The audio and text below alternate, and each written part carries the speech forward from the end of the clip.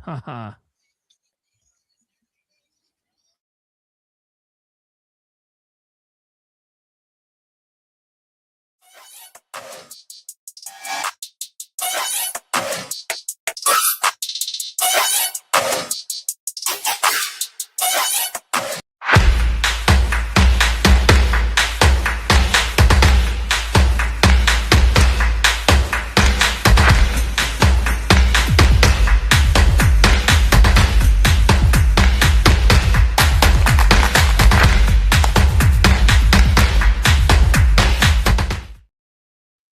Ladies and gentlemen, my name is Ralph Williams. I am the host of the Saturday Sports Show.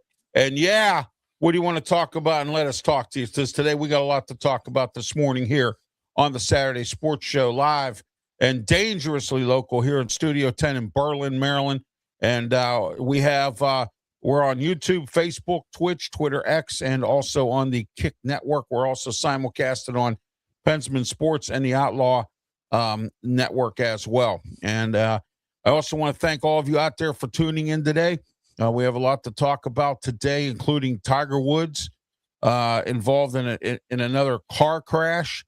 We're also going to talk about the NCAA tournament.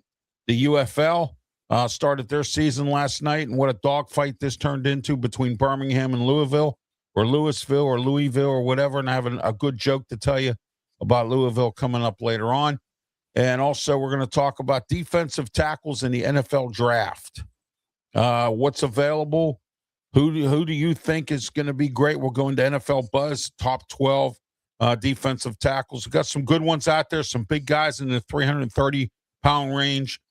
But we'll get into that. Also, defensive ends and also some edge rushers are included in that list as well. So we got a lot to talk about this morning here on the Saturday Sports. Also, the start of the baseball season didn't look good for the Pirates. Paul Skeens, the Yankees played the Giants.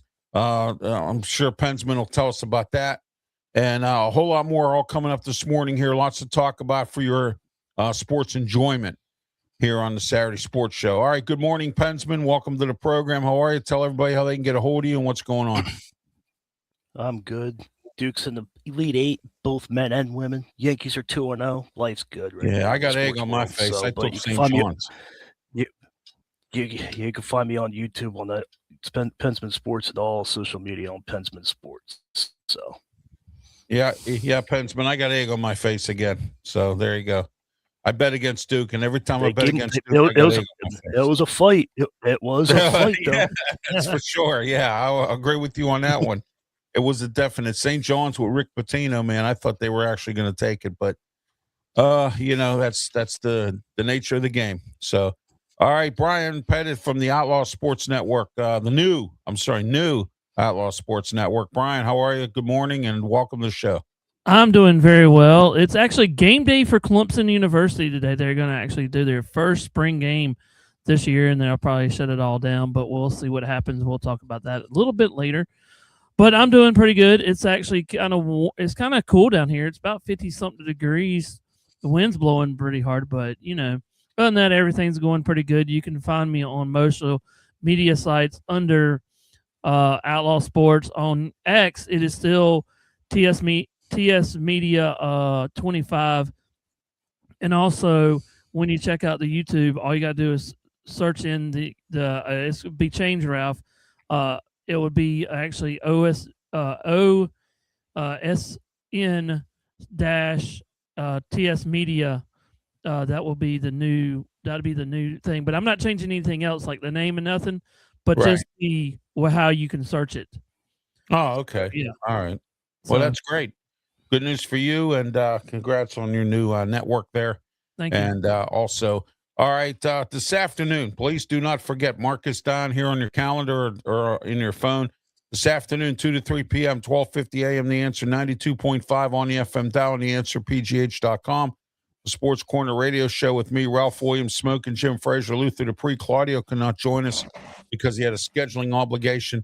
So it'll be the three of us. We're going to dissect defensive tackles in the NFL draft, and we're also going to be talking about some other stuff as well.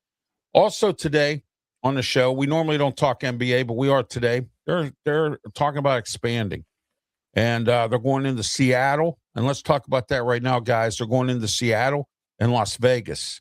Now, Vegas is becoming a sports mega hub because of the gambling. We all know that. They have a hockey team now. They have the Ratas. The A's are about to get their new stadium ready for next year. And it looks like now they may be on the block for an NBA team. They have a UFL soccer team, and I know that because the Riverhounds have played them. So start with you, Pensman. Go ahead. Your thoughts on the NBA expanding into Las Vegas. Oh, there's Leo. No surprise that. Excuse me, Pensman. There's Leo Haggerty from Amped Up Sports. Leo, welcome. How are you? Hey, I've been better, guys, but you know what? This is the most important hour of the day for me because I get to talk with three of the most hardworking journalists in sports. Thank you. I appreciate that. Thank you. Oh, you're welcome tomorrow, Leo. If you're interested, tomorrow night we debut our new show, the UFL Weekly. So if you're interested in coming on tomorrow, talk UFL football, 8:00 tomorrow night. So I'll check my busy schedule. I know you do have one, that's for sure. So, yeah. All right, Leo, you're with the Amped Up Sports. Tell everybody what's going on. I know you've been busy with the basketball tournament and all that stuff like that, and then we'll get started with the show. We're just ready to get started. Talk about the NBA expansion. Go ahead. I'll tell you what, it's just been a crazy 2 weeks down here in Tampa. The Valspar was here, and Matt Fitzgerald won that with a birdie on the 18th. The first and second rounds were in Tampa, and the Florida-Iowa game, and Iowa's proven they're not just a one-trick pony. they're still in the dance. And the Lightning, they're in the midst of a 7-game home stretch. So I need to clone myself, guys, honestly. Oh, you got that right. All right. Let's get started. Pensman, we'll start with you. NBA expansion, Las Vegas and Seattle. Go ahead. No surprise about Las Vegas going NBA. They're trying to get bigger. They're trying to get the crowds out. So there's no surprise there. So let's see what happens with them. Hopefully they do good. As far I'm a Sixers fan, but NBA is kind of like, okay, I'm more into college, but hopefully a lot of people go out to Las Vegas and watch the games. Yeah, I talk about the NBA only when it involves stuff like this or marketing. Like I know last year we talked about how marketing was a problem for them and some other publicity things that go on in the NBA. Other than that, we don't really cover it here that much. Go ahead, Brian, your thoughts. Las Vegas and the Seattle area is expanding for the NBA. Well, I think it'd be a good idea, for these two teams to come back. I mean, they could name the Seattle Supersonics, but I think they would need to change the name because I don't mean for Seattle it'd be a great name for them, but they need to come up with a new name for them. It would just sound funny just to call them the Supersonics, but there's a lot of names that they could actually use. And Las Vegas, they could come up with some names too, but this is going to get crowded in Vegas when they have basketball, football, and whatever else in there now. When it comes to the wintertime or whatever, when you have all this games going on at the same time and with the crowd. Oh, absolutely. All right. Thank you, Brian. Go ahead, Leo. Your thoughts on this expansion with the NBA possibilities. Brian, I'm going to disagree with you a little bit. If you go out to Seattle, I would bet 90% of the people out there that want basketball to return want the Supersonics. They don't want to change the name. They are very happy with that. It brings back memories of that for them. And Las Vegas, boy, I'll tell you, it's starting to get real interesting real quick with Vegas, what they're doing. They got hockey, they got football, they got the A's coming. Yeah. And I don't think they'll ever get baseball, only because think of playing outdoors in Vegas in the summer. Oh, my Lord. It would have to be a dome. And I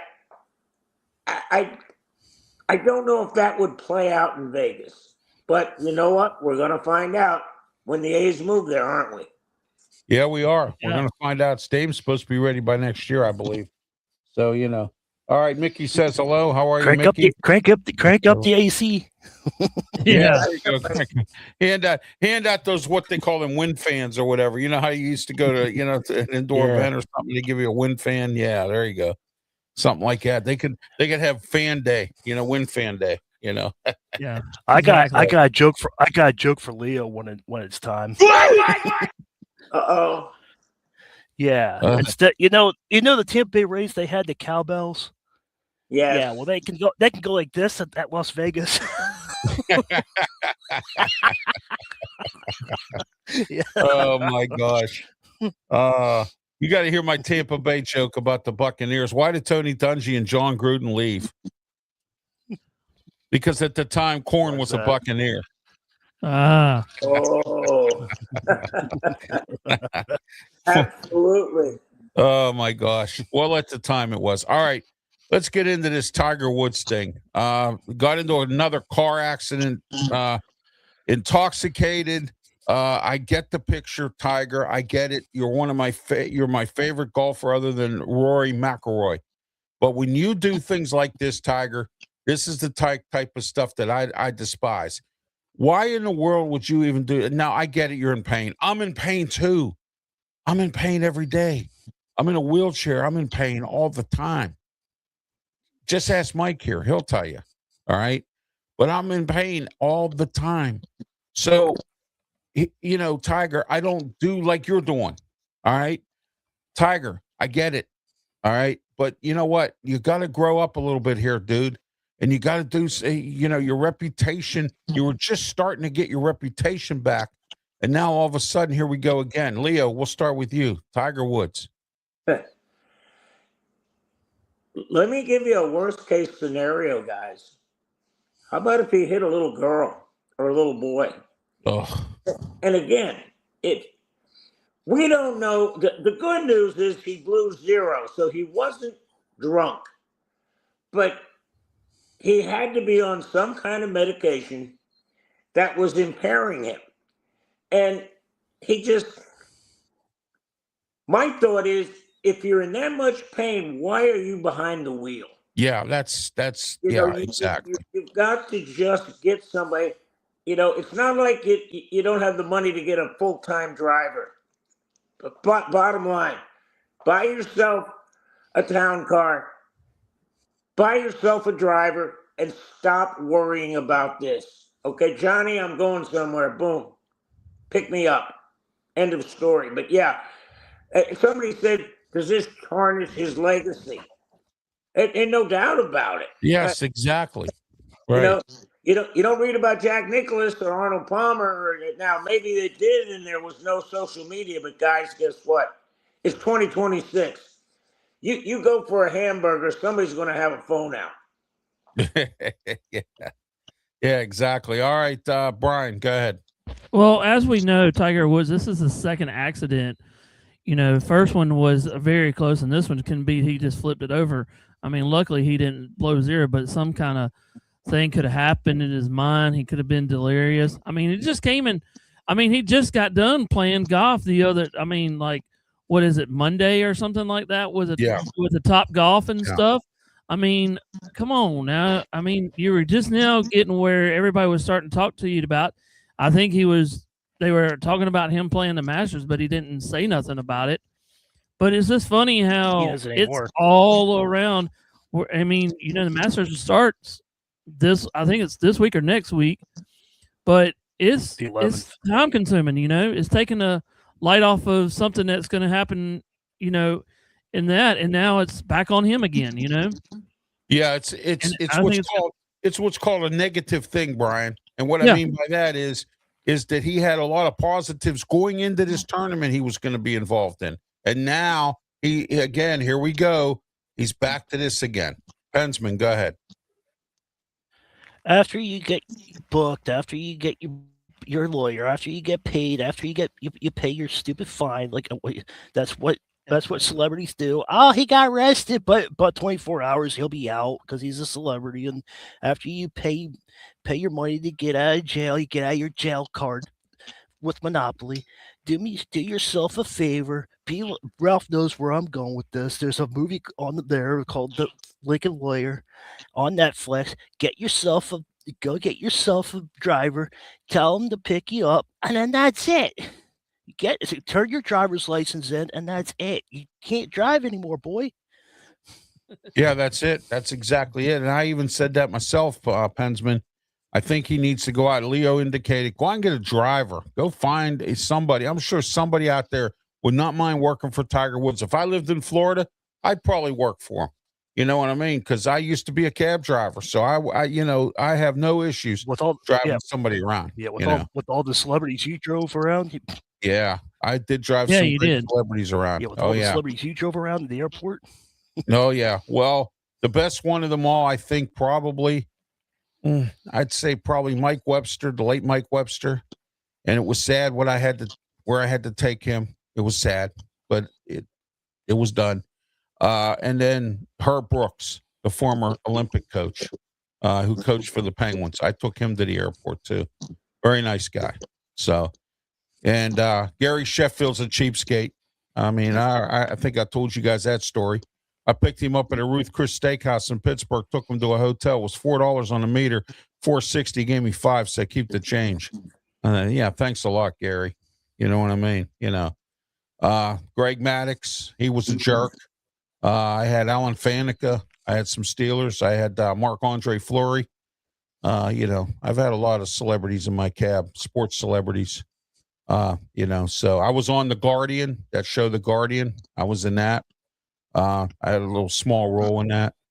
So, in that TV program, that lawyer show called The Guardian, I was in that. So I had a lucrative career driving a cab. If I could do it today, I probably would. I love it. It was a great job. I love driving a cab, but just can't do it anymore. So, but I'm doing this, and this is a lot of fun. All right, UFL. Last night, Birmingham took on the Louisville Kings. What a game this was. This was a dogfight, 15-13 final. Birmingham, not as powerful as they used to be with Skip Holtz, but they're still, a good football team. Louisville's new team coming in. We'll get your starts on it first. Brian, go ahead. Last night's UFL game. Go ahead. At the end of the game, I thought they would go for 4 points. That's the new rule. They can actually kick a field goal and go for 4 points. That would have been kind of interesting if they would have done that.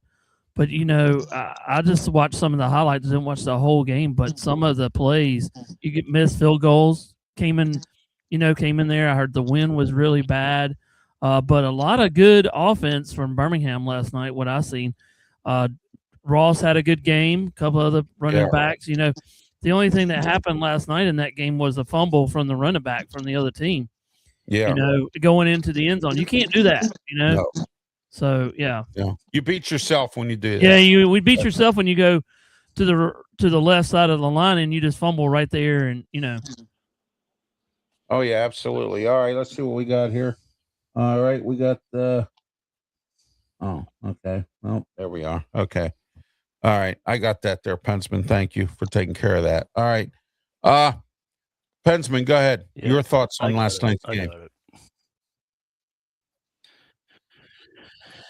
Matt Carroll, yes, Matt Carroll Corral, showed up, played well, but there was a lot. Yeah, that's it. But he played really well. I thought he did good, so he showed off. But the Louisville's defense, the Birmingham, whatever, they played really good defense. They showed up.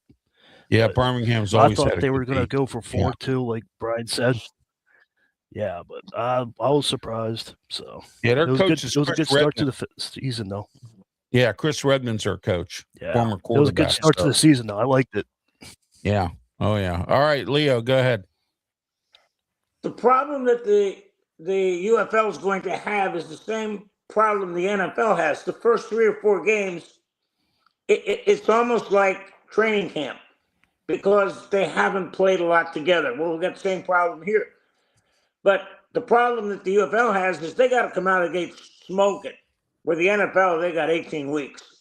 So when you look at what's going on, they got to come out and they got to give people a product that they're going to look at, that they're going to watch. The one good thing is I don't care when you're playing. People will watch football, but it's got to be good football. That's the key. Yeah, it has to be entertaining, like you said, and it has to be, you know what I mean, something that works out, so but anyway, yeah, I'm sorry, AJ McCarron is the head coach at Birmingham. Chris Redmond coaches Louisville, I believe. Yeah. So yeah, AJ McCarron, former backup quarterback, played for the St. Louis Battlehawks for a little while. And but yeah, Louisville's got Chris Redmond. So, we'll see where all these guys go this year. You got we talked about this last week. Rick Neuheisel is the head coach at Dallas. So there's a name, Kevin Sumlin, still at Houston. Anthony Beckett went to Orlando. Ricky Pearl with St. Louis. St. Louis is on their way, I believe, to probably having an expansion team in the NFL if it ever comes to that. The Battlehawks sell out all their games, and their attendance is sky high. So we'll see what happens there as we go. All right, guys, let's get into today's games in the UFL. And tomorrow we debut our new show, which I'm going to put up here right now. It's every Sunday night, 8 o'clock for the UFL season. UFL Weekly with me, Ralph Williams, Pensman Sports, and Brian Pettit. And also any guests of our choosing. I've already invited Leo. And so we'll see what happens tomorrow night. UFL Weekly, we go over all the games of the weekend and get you ready for all the stuff, the coverage of the UFL. The only broadcasting network here that's covering UFL like this online. I think it's us. So we're taking care of that as well. All right, let's get into today's schedule. All right, let's get into that. DC Defenders versus the Battlehawks, and that starts at noon. At 4 o'clock, you have Dallas and Houston, the Battle of Texas. That's going to be a very interesting football game. The Battle of Texas. Who's better in Texas? Like George Jones used to say, all my exes live in Texas. So there you go. All right, and then 8 o'clock tonight on ESPN in Orlando, the Columbus Aviators. And we all know who's the offensive coordinator for Columbus. It's Todd Haley, former Steeler offensive coordinator, coach of the Kansas City Chiefs, offensive coordinator down in with the Arizona Cardinals and several other places he's been. So he's their offensive coordinator of name. All right, guys, let's move on. NCAA basketball. Pensman, you're a happy camper. Your Duke team won again. Beat St. John's. I wanted St. John's. It's the second time I bet against Duke, and I regretted it. So but go ahead, Pensman. Your thoughts on NCAA tournament. Go ahead. St. John's came to play. They pressured right from the start. I mean, right from the start. As soon as they scored, like every inbound, they pressured, but John Shire found a way to beat the pressure and pull away at the end. St. John's missed a couple good opportunities of shots, but Cameron Boozer with another good rebounding clutch moment. Sauer showed up. Evans showed up. So it was a good. I was pacing back and forth. I was up and down in my chair. I was walking back and forth. I was like, oh, come on. But Duke pulled it out. Michigan State lost last night. They play UConn tomorrow at 5:15. So we'll see what happens to that. Hopefully it's a second straight Final Four appearance, but it's not over until 40 minutes of tomorrow, please. So I'm looking forward to it. Yeah, your Michigan. It looks like your Michigan won 90-77. They beat Alabama. So. Yeah, that was a dogfight in the first half, and then Alabama fell apart. Oh yeah, Leo, go ahead. Your thoughts on the NCAA tournament? Well, I'll tell you what. We'll go over today's games. Go ahead. I'm going to ask Pensman. I mean, who put together Duke's bracket?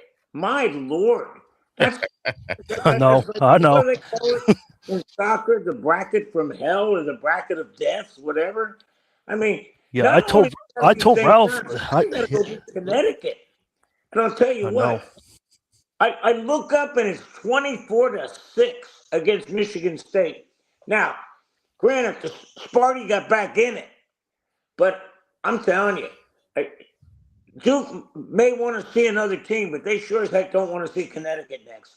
And let's just call it what it is. Arizona is brutally tough. They don't shoot threes. They just put it inside on you. And believe me, This is going to be a heck of a Final Four. And do not fall asleep on Iowa. I mean, No, my no, Lord. you're right. They Yes. they slow the game down. They make you play defense, and boy, they are the most physical team on the floor. Period. End of story. Yeah, happy birthday to Kasha there.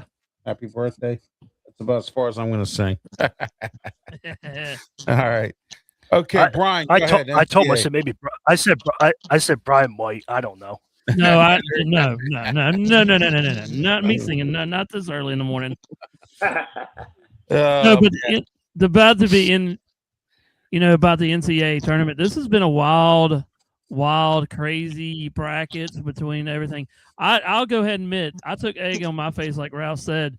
I took Michigan State, because I thought they'd have a better team, but Arizona has been.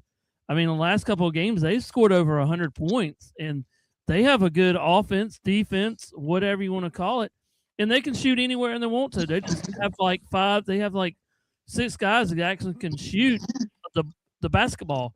Yeah, they haven't been good since Sean Miller. Yeah. So I mean, and Duke, now on the they're other hand, coming around again. Duke and UConn would be a heck of a matchup. So you- it's going to you be an know it. interesting one. It's going to be a dogfight. And the only concerns that I have about Duke is that game last night. Is that going to be one of their highlights of the thing? And can they pull it back out again? Because they were actually losing at the very beginning of it because, St. John's was all over them, and we've seen in the past, Duke struggles with big games like this, Oh yeah. So could it be All a right. turning point in the NCAA tournament? They were down 10. Benjamin, I got a question for you. Has Duke's point guard come back yet, or is he still on the IR? Foster's Benjamin. back, if that's who you're talking about. Yeah. Yeah, Foster's back. Yeah, He looked a little he's back. rusty. He came back last night. Yeah. Looked a little rusty, but Well, it's his first game back. It's his first game back. He's recovering from an ankle injury. exactly. So he's Look at Odell Beckham Jr. How long it took. Yeah, he will.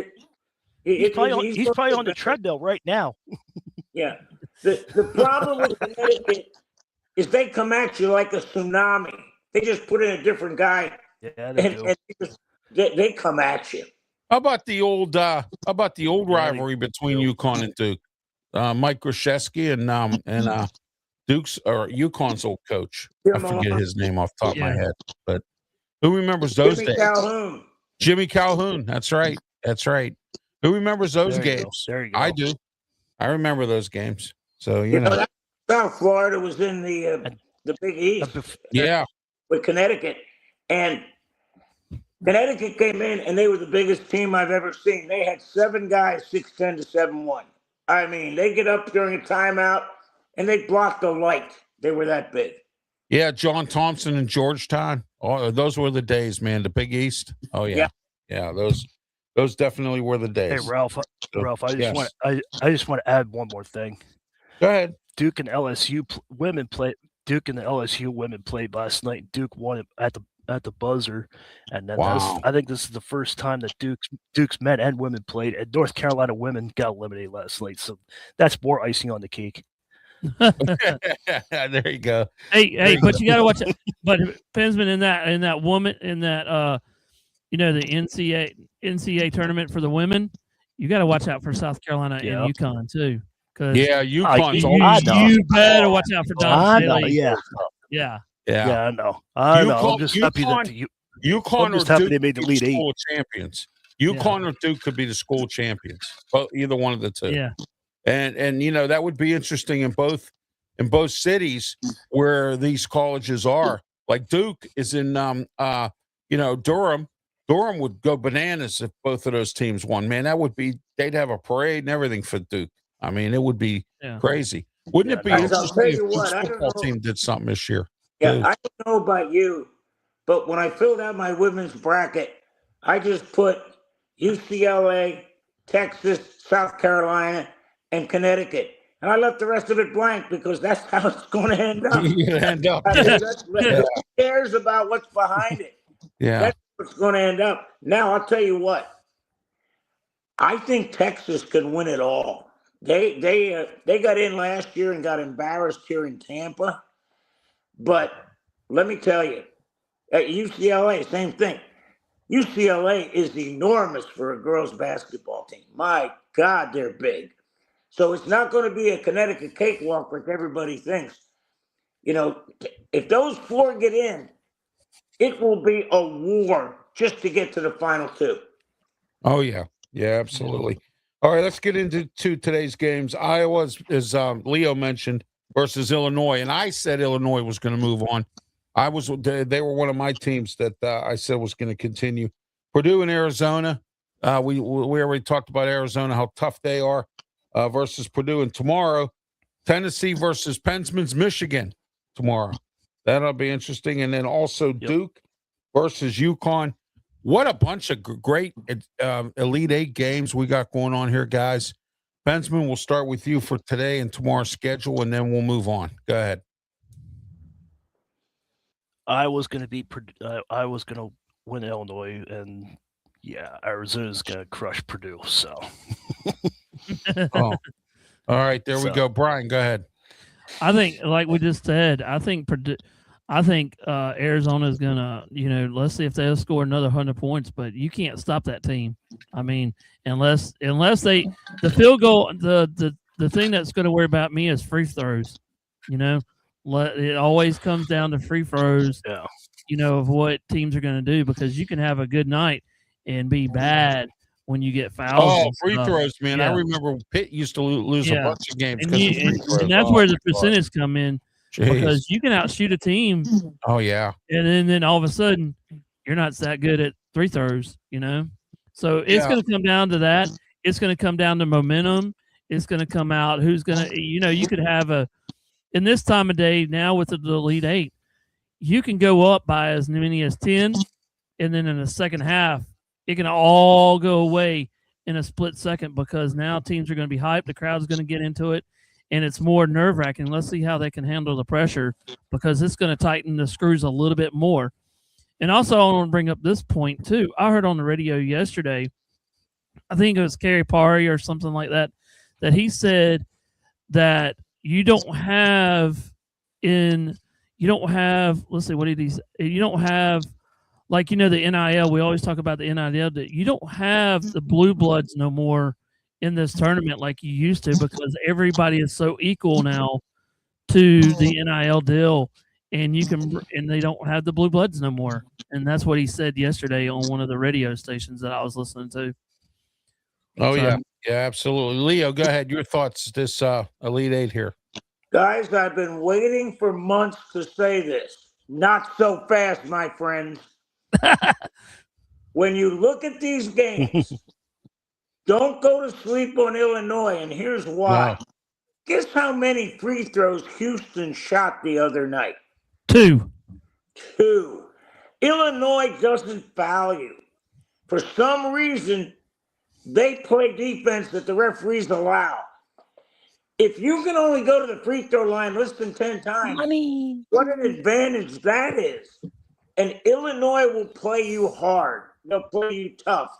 And that's going to be a very interesting game. And Purdue, they're not chopped liver.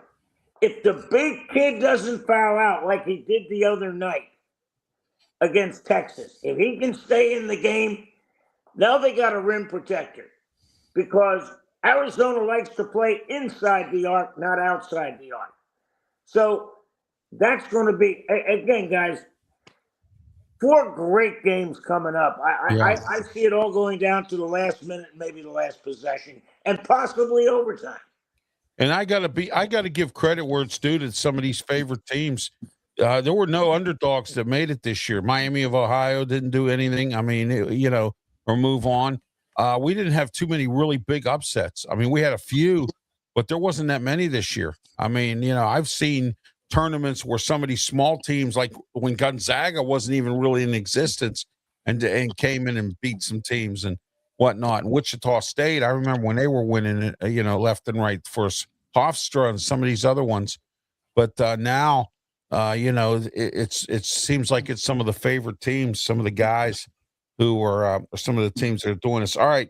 And remember, Ralph, we're not too far away from when FIU, who Dusty May now went to Michigan, and San Diego State got to the Final Four, played each other in probably the greatest Final Four game ever. Yeah, that was, you're right. Yes. Yeah, so you don't fall asleep on these guys because they got players. Oh, yeah. Okay, we're going to do something a little different here. Ralph, hang on real quick. Yeah, go ahead, Real Brian. quick. On that Illinois and the Iowa game, the point spread on the DraftKings right now is at 6.5, and that's in favor of the Fighting Illini.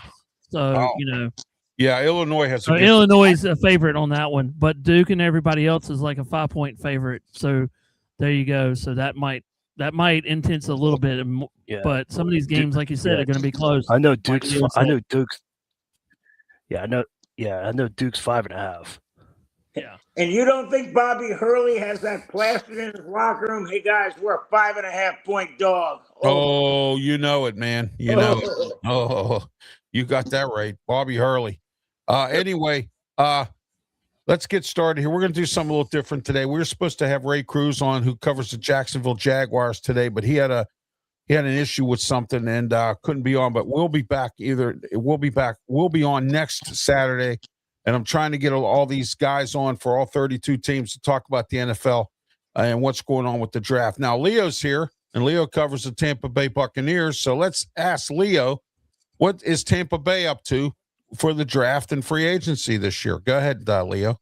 Well, they lost two big pieces. Mike Evans is going to the 49ers, and Levante David retired this week. So those are big pieces they got to put back. But it's not like the end of the world. That receiver room is loaded with talent. Yes. You got Ibuka, you got McMillan, you got all sorts of talent there. And linebacker, they just signed Angeloni from Detroit. But the bottom line is they need an edge rusher desperately. Oh, yeah. Yeah, they do. Yeah. And I'm starting to come to the realization that maybe that 3-4 isn't working well enough. Maybe they need to go to a 4-3 and actually have four guys put their hand in the dirt.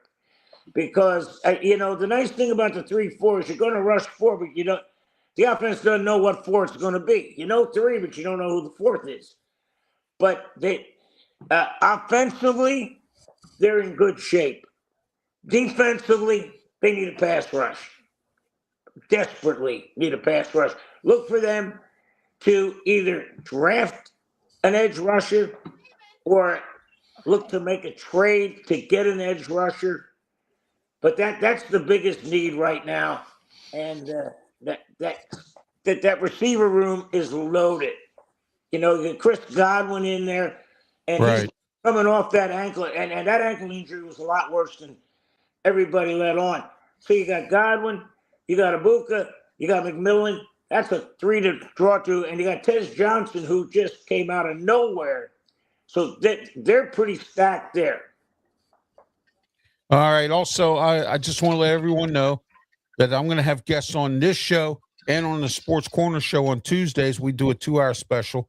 I have coming up this Tuesday, Marcus McCollum coming on to talk about the Chicago Bears. And next week, I have Jerry White coming on to talk about the Buffalo Bills. Next week, I have Marcus McCollum coming on. He's going to talk about the Chicago Bears. He covers the Bears, and he has his own podcast and everything else. So we're going to have that going on as well. So I just want to let everyone know that also. And also, we're going to have guys come on both shows. I just picked Leo's brain in regards to the Tampa Bay Buccaneers. Brian Pettit here. He covers the San Fran 49ers. What are they looking at, Brian, this year? So we can get San Fran out of the way here. What do we need? I don't know what we need, but I think we're going to need the defensive line. Okay. I think that's where to me, looking back there's at some good guys right here on this list I got that we're going to go over in a couple minutes. Yeah, here. there's the thing that worries about me is the defensive side, because last year they were terrible, but they got some of the big boys now back in there. But still, you need younger guys to come in there and show what they got. But also, they need corners. That's it hurting them too from last year of the game. Other than that, the offense looks pretty stout. Maybe add a couple of offensive linemen, but that's pretty much what the 49ers need.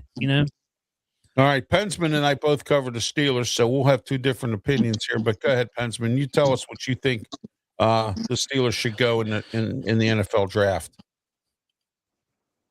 I think they need to work on their offensive line, especially if Aaron Rodgers comes back. He wants $32 million now. That's what I'm told. He wants a pay raise.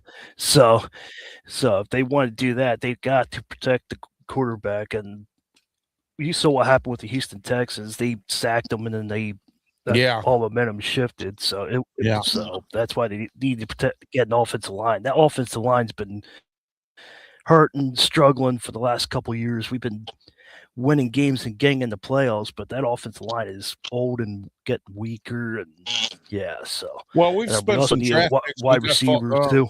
Montanu, and then we got Roger. I call him Bummer Jones because he stinks. And then we got the only two to me is Frazier and what's his face from North Dakota State off the top of my head. I can't remember. Mason McCormick. Them two guys have been stout. There it is. I mean, they've really been good. Salamalu, he left for Arizona. He's been hurt. He's been a mash case. Can't help the club if you're in the tub. And and we got some backups and whatnot. We just signed that guy from Dallas. So we need to go into the draft, look at some offensive linemen, load up on the wide receivers. You have 12 picks, so load them up, get as many as you can, and get them in here. And I'm sure that after the draft is over, there's going to be some free agent wide receivers out there that we might be able to get. And we just got a special teamer, that Homer. We just signed him. He's a special teamer, a practice squad kind of player. We'll see what happens there with the Steelers and what they're going to do. And I hope they don't sign Aaron Rodgers to $32 million. I tell them, take a hike. You know what I mean? With or without him, I think we can win. We can win without him. We can win with him. I don't know if that's a rumor or not, but that's why I just heard that he wants 32. If he wants $32 million, you know where he can go. You know what I mean? I'm going to do an old back in the dark room. I'm going to do an old Joe Gordon thing. When Joe Gordon worked for Chuck Noll, and any time that some player wanted a lot of money, Joe Gordon would go like this, out. You know what I mean? Because the Steelers weren't going to pay you. He did that to Franco Harris. He did it to Lewis Lips. Out. He would put his thumb up and just go like this. Out. See you later. Ralph, remember, back then, you didn't have the cap and all that. Yeah. But they had no cap and they had players. I mean, that roster may have been the greatest roster ever to be assembled in the NFL. Right now, the Steelers, if you don't put in Aaron Rodgers, you're looking at a 7-11 season. I'm sorry. I don't see any way somebody comes in there unless they got a plan B in place. But man, oh man. And guys, I want to throw this out. Ty Simpson, he's moving up the draft board. I just want somebody to go watch the Alabama USF film when he was a sophomore. He looked like he didn't even belong. I mean, dear God, he had probably the worst game I've ever seen a quarterback play because, Saban decided to sit down the starter for whatever reason. Simpson came in, and I think the game ended up 10-3, Alabama. And they had to score late to win it. But if I'm a general manager, I want that tape. I want to see what he did then and what he's doing now, because that's probably what you're looking at in the pros, going college to pros. That's going to be his first season. Yeah, exactly. And you know what, Leo? You make a good point there. People see Ty Simpson, he plays for Alabama. Am I right? He plays for Alabama, correct? Okay. Yeah. So, he plays for Alabama. They don't look at at his record, like Leo said. He had that bad game against USF. They don't look at his statistics. They don't look at any of that stuff. He plays for Alabama. I think I'm going to take him in the first round. I think I'm going to start him. No, you can't do that. All right. You gotta look at Broderick Jones. We drafted him in the first round. That guy only played 6 games. 6 games in his senior year. He didn't play no more than that. So, and that's the type of stuff that you can get burned with if you look at it just because of the college or the university they go to or they play for. J.J. McCarthy story right there. Right there, exactly, Leo. You make a good point on this whole thing. You know, when you're playing for the best team with the best players, you're going to look good. Right. But now, if you're going to get drafted high, I mean, Mendoza's going 1, and I do not disagree with that. But the best thing they can do, and if Tom Brady and the Raiders are smart, and John Spycheck, they'll look back and say, what does Mahomes and Rodgers and Brady all have in common? They sat and watched the game. Jordan Love, he watched the game. He sat around for 5 years or 4 years or whatever. He watched the game. Yeah. See, these guys that are coming in right away. I mean, Caleb Williams. I mean, Richardson in Indianapolis, Leo. He stunk up the joint. Richardson. Oh, God. He only had like 10 games. That was the dumbest draft ever, was this guy. But when you look at what's going on, you throw a guy in right away, you're going to do more harm than good. I mean, Caleb Williams, his second year, I mean, Ben Johnson had to de-teach more than he had to teach because he was in so many bad habits. Oh, yeah, absolutely. All right, we're checking out here. We have an email here. Mark in Australia. Mark, Hello, thanks for Mark. tuning in. Thanks for tuning in, Mark. He says, guys, you guys put on a really good, diverse show today and every day. And I appreciate you being on Saturday mornings. I'm up and at it here just to watch or listen to your show or watch it. And I appreciate that, Mark. Thank you. Also, Jill from UK checking in as well. Let me give Mark a good day, mate. There you go. Yeah, there you go. There we go. We got our Alaska crowd here too. Rob, Sarah, Timmy, Eden. We also got Paul from McGrath, and we also got Tim, another Tim here. He's from Anchorage. So there you go. We got the Alaska crew tuning in. And let me give you guys the trivia question of the day. What is Australia's biggest export right now? Collegiate punters. Oh, yeah. That's right. Australian rules football. That's right, Leo. I forgot about Australian rules football. Yeah, All right. Okay, guys, let's take a look at defensive linemen for this year's NFL draft. San Fran needs defensive linemen. So does the Buccaneers. And I want to thank you guys because guess what you guys have just done? You saved me a whole lot of time trying to find somebody to come on and talk about both teams. So there we are. So that worked. All right. Okay, NFL buzz. All right, here we go. Draft buzz. Now, they have removed, there was another guy that was number 1 here. They removed him down, and now they got Reuben Bain Jr. at number 1 for Miami. 6'2", 263, defensive end edge rusher. Start with you, Leo. Go ahead. Oh, he can play. And again, when Indiana and Miami met in the final, everybody said, well, Indiana plays bully ball. I said, guess what? You're going to play bully ball against the team that invented it, and that's Miami. And Bain, he is a phenomenal physical specimen. He is big, he is fast, he is strong, and he is mean. He will come get you. That's a perfect fit for a team that needs an edge rusher. In fact, he's probably big enough he could play down inside every now and then. But I'll tell you what, you put him out, put his hand in the dirt, he's coming with a purpose. Okay, I went over this list on the Sports Corner radio show. We'll be talking about it today. But Clemson has 2 guys in here, Brian, and I want you to tell everyone about them.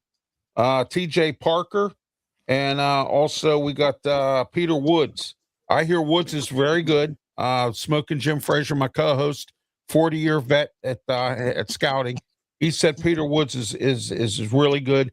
Not much said about TJ Parker, but go ahead, Brian. You cover this. The only thing that I would worry about with both of those guys is like what I've seen from Parker and all that is they're kind of like they're slow getting off the lines though, but they're very fast. They only have like one style, I think. But I mean, these two guys can actually be really good if you put them in the right spot. As we've seen most of the times with Clemson. If you go look at the tape, you've seen a lot of little problems. Also, they've been prone to injuries. When they're being this year. So we'll see what they got. Brian, you bring up a great point. The biggest problem right now with the NFL, and you're talking about defensive linemen and rushers, is they're one-trick ponies. Yeah. Not because they want to be, but because they can be. Those guys on the edge, they're speed rushers. They're just going to try to beat the tackle. And, the NFL is lamenting, there's my SAT word of the day, guys. They're lamenting the fact that these guys aren't coming in with multi-moves, and that's because they don't have to have them. We're seeing guys that are just beating people. We're seeing guys that are just bull rushing people. It's a problem in the NFL, but it's not a problem in college. No, not at all. Not at all. All right, Pensman, your thoughts on a few of these linemen here. First of all, I want to go over this one from Ohio State. You should know a little bit about him playing Michigan. Kalen McDonald, 326, 6'2". Perfect defensive tackle for the Steelers. I don't know if he could play in the 3-4 kind of a setup, but what do you think? He'll be perfect for the Steelers, and plus Jack Sawyer is with the Steelers, so he can be his big brother and mentor. What the Steelers are. They'll be perfect. I was going to say about Bain that Bain would be perfect for the 49ers. That's why I'm pointing at Brian because I know. If they need defensive help so bad, Leo said Tampa Bay needs it too. So if they need help, and of course the Steelers need. They went out last year, got Derek Harmon, Y.A. Black. Them guys have done a really good job this year. But let me say this: you always can use defensive linemen. The lines of scrimmage are your most important part of football, and Leo knows that. He was a coach. All right, so you know what, guys, I'm gonna tell you, when I first got into scouting back in the 1980s, I had the pleasure of sitting down with Carmen Perone. He was the head scout with the New Orleans Saints. He coached at Cornell, and he came on with us with our lads. And I said, Carmen, I'm scouting. What do I need to take into consideration? He said, you work from the ball out. Offensive lineman, quarterback, moving back. Defensive lineman, linebacker. The closer to the ball, the more important they are. You don't win games if you don't win in the trenches, guys. We know that. Oh, yeah, and if you don't know that, then you're not watching football right. So... All right, guys, let's go. Or they're watching they're watching the Cleveland Browns. Yeah, there you go. All right, we're going to go into a few other names here, and then we're going to wrap it up here because the time is of the essence here. All right, Kedrick Falk from I believe he's from Auburn. Auburn always has some pretty good players. He's 6'6", 276, a little small for defensive tackle. But let's see who else we got here. We already talked about Peter Woods, McDonald, Parker. All right, here we go. How about Cassius Howell? This guy's from Texas A&M. Anybody that plays for Mike Elko, I don't have a problem with on defense. Leo, your thoughts on this guy? You play for Mike Elko, you better be tough and you better be agile, mobile, and hostile. That pretty much explains this guy. Yes, absolutely. Exactly.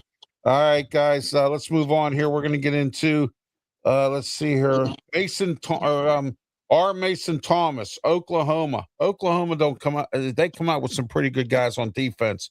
This guy's an edge rusher, defensive end. Maybe he can play for Tampa. 6'2", 241, a little small, but we'll deal with it from there. Go ahead, Pensman. What do you think about this guy from Oklahoma? He's kind of small. That kind of scares me. But if he's he can rated play, number 8 why here, not? number 7. Yeah, I know, but that shortness scares me. But if he can get a past the line of scrimmage and tackle, that's good. Brian, that's the only thing that scares me.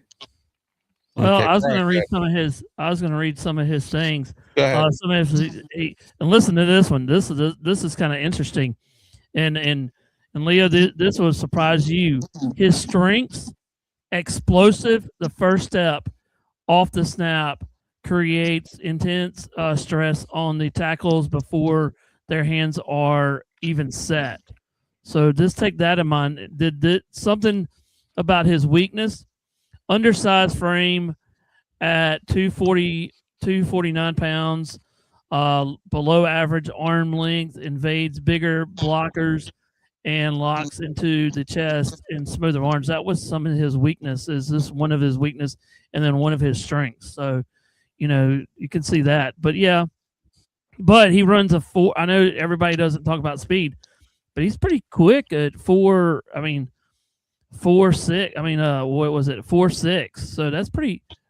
But he's kind of small. But they'll like when you get into NFL after college and everything, they'll build you up. So he'll get a little bit more poundage on him and muscle mass.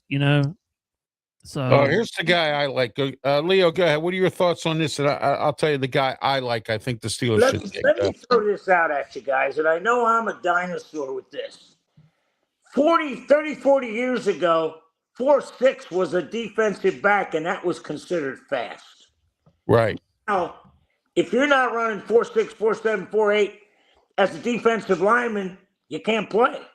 I mean, it's to a point now where if you run a 4.9 or higher, you better look on offense as an offensive lineman, because right now what's the 2 things you can't coach, guys? Size and speed. And speed, yeah. Well, here's a guy that ran a 5.04 in the 40, but I like him. Khalid Banks of Florida, 6'6", 327. He's got a good reach. I think he'd be a really good nose tackle for the Steelers. Steelers need to get Keanu Benton out of that position, put him back on defensive tackle or defensive end, and move and get a linebacker. They had a chance to get Travis Jones. I told them to draft Travis Jones. They did not. He went to the Ravens, and look what he's doing there. He's done a pretty good job there. And then they should have re-signed Javon Hargrove. They had an opportunity. They blew it. And now he went to Green Bay. So, again, the Steelers need to get a pure nose tackle, somebody who can really play that position and move Keanu Benton back to his original position, because he's not good at nose tackle. He really isn't. He stinks. So, all right, guys, let's close up with our local. We'll start with you, Leo. What's going on in Tampa Bay? Tell everybody how they can get a hold of you, and we're getting ready to wrap it up. Final thoughts. Go ahead. Well, we got a BOGO weekend here with hockey. You got Tampa Bay. They're going to be home Saturday and Sunday. Monday and Tuesday, we get to meet the new women's basketball coach, the former coach at Alabama, and the new men's coach, the former coach at Charleston. And he used to be in Louisville, and Xavier. Wow. So, Chris, it's going to be an interesting conversation because, guys, I'll tell you what, I may get thrown out of this press conference, but the first question I'm going to ask both of them is, when your coach leaves, your players can immediately go in the portal and move with no penalty. Do you have anybody willing to still stay? I want to see if I get an answer. That'll be it. And Leo, I hope you get to stay in that press conference, because that would be a very good question though for everybody. So yeah, I don't think people realize that. no, exactly, like you said. And you know what the second question is going to be? Who are you bringing with you? Yeah, exactly. As a coach, because once they leave absolutely. Alabama and Charleston, they can bring their whole team with them. So we need, Ralph. We need to one Saturday just devote a show to how screwed up the NCAA is. Oh, hey we Leo, can and do the that. back I of love that thing is, yeah, we can do that. hey Leo, let's just say this: if you're a basketball coach and I hired you from another team, I could bring and whoever else can leave that time. I could bring half of my team, half of your team, and we can make a different squad and have a heck of a run, for that. Absolutely. That's what you need. That's all you need is just bring your assistants. Just like Clemson had a new assistant. I don't know where he came from, but they just hired 2 new coaches for their coaching staff. They could have, wherever they're from, they can do, they could bring up some other players, Yeah. And you know Yeah. what, Brian, real quick, the Clemson center that got hurt, they really missed him against Oh Iowa. yeah, they did. Was a shame. Yeah. All right. I want to thank Miles here. He says, hi, I'm Miles. Welcome, Miles. I hope everyone is doing well and have a good day. I'll throw you a like. Appreciate it. Thank you, Miles. All right. And everyone else on here, Pensman, thank you for your job as monitoring. Stick to the topic here. If not, don't comment. Please stay off the air.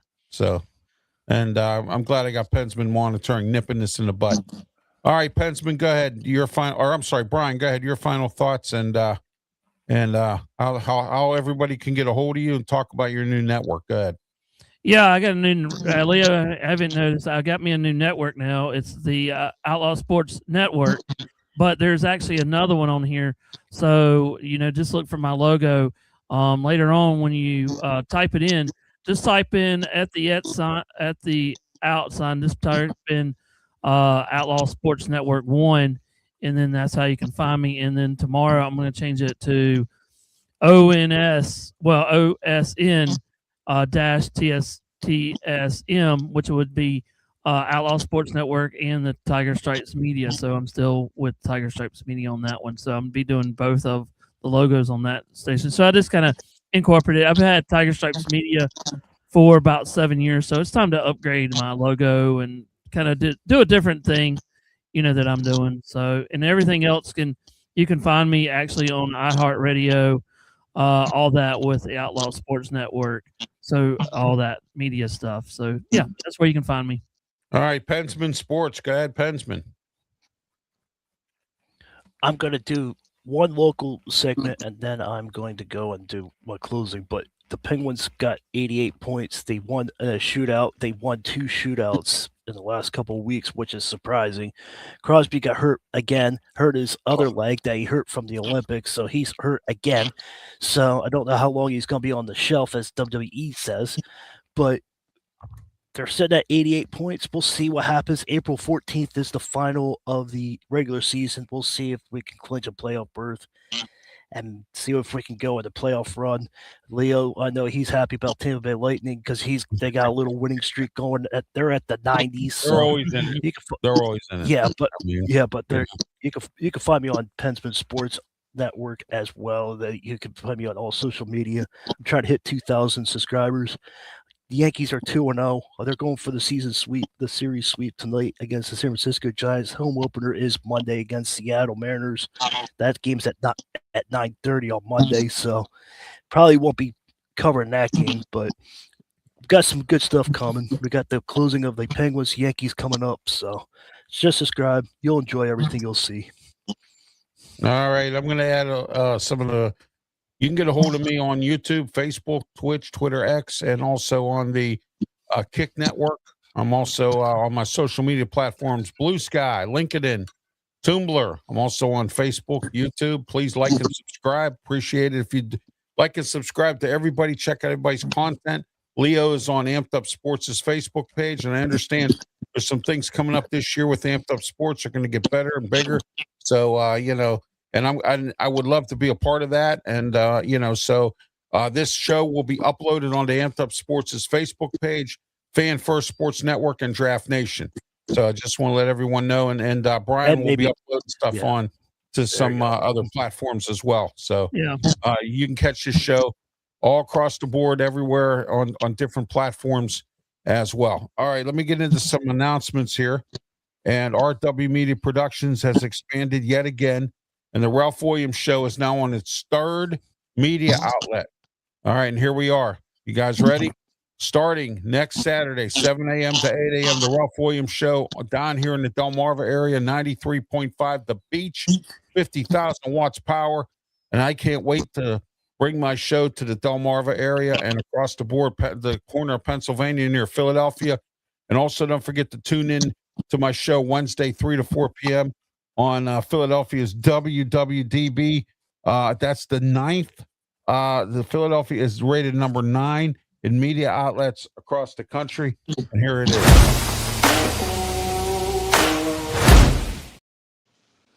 This morning and every single Saturday and Sunday, the Ralph Williams Show on 12:50 a.m. The Answer. And 92.5 on the FM dial in Pittsburgh, and also on the answer pgh.com. We had a lot to talk about this morning, but tomorrow morning, 10 a.m. to 11 a.m., my co-host was with me. He's back, Tony Moreno. He had to take a couple weeks off. He was on a trip, and here it is.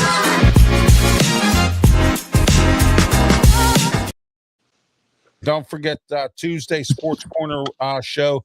We have, or don't forget this afternoon, 2 to 3 p.m., Sports Corner radio show on 1250 a.m. The Answer, 92.5 on the FM dial.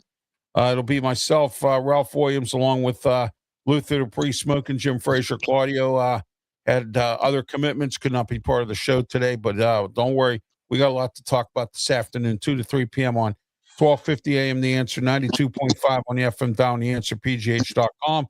Please call your friend, call your cousin, call somebody, get them here. And also don't forget tomorrow, 8 o'clock p.m., the debut of the UFL Weekly Show. We'll break down the UFL's opening weekend. It'll be me, Pensman Sports, possibly Brian Pettit's 50-50. And Leo, you're invited to join in. If you'd like, just let me know and I'll send you an invite. So, all right. But anyway, there we are. UFL Weekly. Join me, myself, Pensman, and also join Brian every Sunday, 8 o'clock p.m. on our social media platforms. All right. I'm Ralph Williams. This has been the Saturday Sports Show. Thank you for watching. And until next week, have yourself a great, safe week. And please, by all means, be safe. Thank you for watching. Have a good one. And please like and subscribe. Thank you. Have a good one, guys.